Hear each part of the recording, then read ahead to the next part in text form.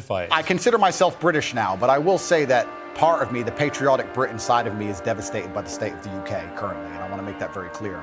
The patriotic Brit in me truly loves this country, and seeing what's happening to it, especially to our major cities, is almost heartbreaking to watch in real time. In what way? It's falling apart. This is a failed society. By every metric you can possibly measure, it is absolutely and utterly failing. The cost of living crisis, the crime rates, everything is falling apart. If you compare it to a country like the United Arab Emirates, you compare it to a city like Dubai, London, which should be the greatest city on earth, is failing in absolutely every metric because our leadership is a joke. If you look at Dubai and the UAE, the leadership there is so flawless, so genuinely genius. They saw ahead and have built almost a utopia. And then you look at London, you can't even walk around with a watch on. It's disgusting. And it's godless.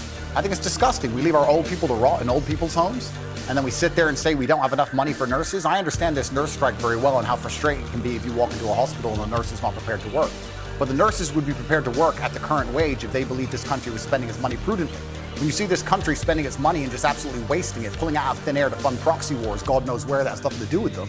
Of course, as a nurse, you're going to stand up and say, well, can't I get a pay rise? This country has failed on every metric.